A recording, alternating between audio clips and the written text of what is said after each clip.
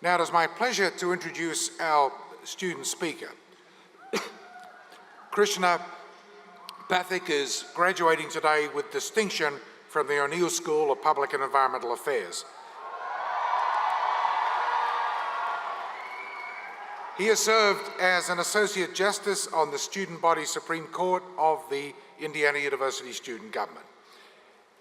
Mr. Pathak has been previously involved with 180-degree consulting, Model United Nations, and was a volunteer on the 24/7 crisis line at Middleway House, which is a Bloomington non-profit serving survivors of domestic violence throughout southern Indiana. After his freshman year, he was Indiana's youngest delegate to the 2016 Democratic National Convention.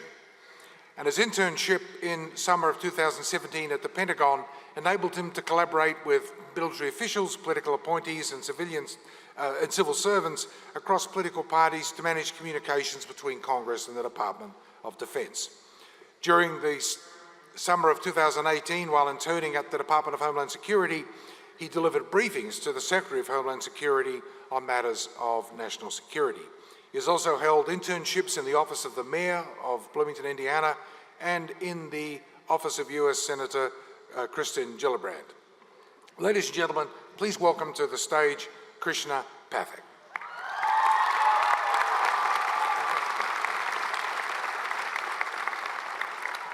President McRobbie, Board of Trustees, administrators, faculty and staff, alumni and family, IU squirrels and abandoned bird scooters, and my friends, the class of 2019, congratulations and welcome to Commencement. I'm grateful for the chance to speak briefly with you all before we head our separate ways.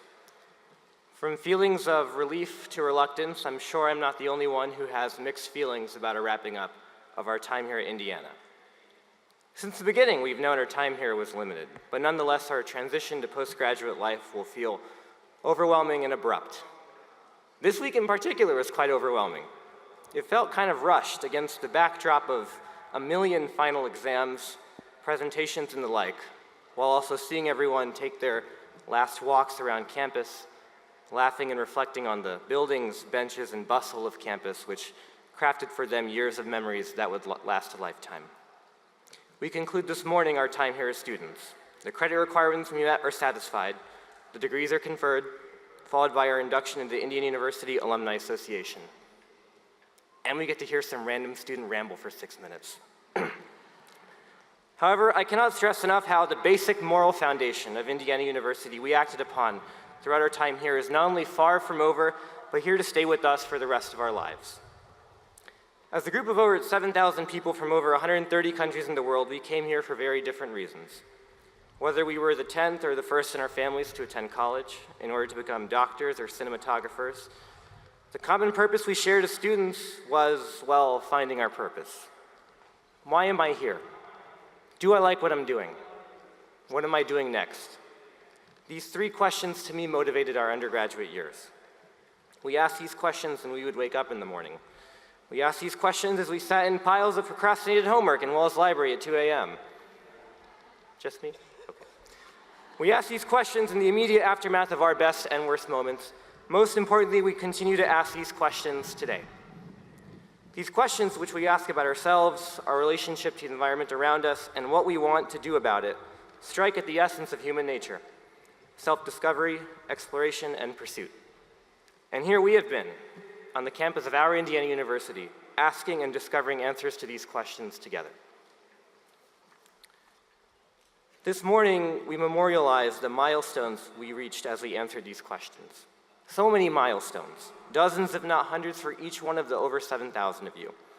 Our accomplishments have been tailored to our experiences and reflect our values and interests. And this morning, they're all woven together at once in a short and sweet 2.5-hour ceremony.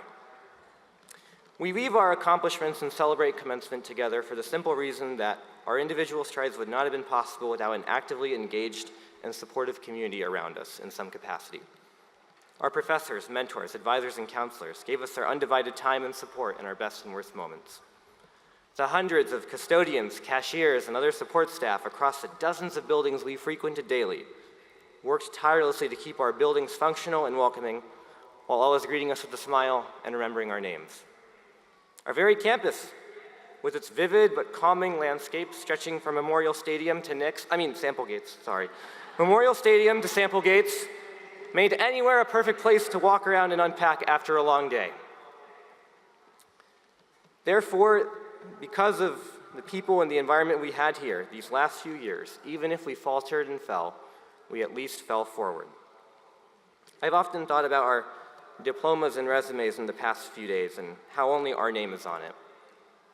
However, if you ask me if I were to expound upon who or what enabled that which I wrote in my resume bullet points, or who enabled me to attain the diploma I had today, there would be dozens and dozens of names behind that, as is the case for all of us. The moral foundation of Indiana University, a community of Hoosiers, native and adopted, supporting and enabling the success of others through proactive interest and engagement, is one we are obligated to take with us and spread wherever we go after today. We're often told with great power comes great responsibility. However, I posit this morning, with great opportunity comes great obligation. Great obligation to spread opportunity for the betterment of those around you. After all, had a faculty or peer at IU, or not at IU, taken an interest in you, there would have been no opportunity. We must afford the same moral reciprocity towards others when it comes to success. This portion of my paragraph criticizes when people say, and now we enter the real world, and I don't think I'll do that. Now we enter the real world. Yes, Ambassador Power was right. Now we enter the real world. We embark for communities that are being overcome by rising tides of dislocation, resentment, and disenchantment. Resolving such rising sentiments cannot be addressed through good policy alone. There must be good people behind it, people like you, engaging the community beyond a biennial visit to the ballot box, but the onus is on you. You can sit back and enjoy the comforts of postgraduate life, family, work, pet dog, pet turtle. But there is no task better than serving your community and contributing to the growth of others just as IU did for us. Whether they're incarcerated children, families unsure of where their next meals come from, or survivors of domestic violence, our underserved neighbors in particular deserve our increased attention and care, especially if we can afford to do so, which we can. I know no better group of people to tackle our growing community issues than a group of people as diverse and eclectic as the IU class of 2019. To close with the words of late IU Chancellor Ken Gross-Lewis, President McRobbie, I present to you, made up of endless forms, most beautiful and most wonderful, the IU class of 2019. Thank you.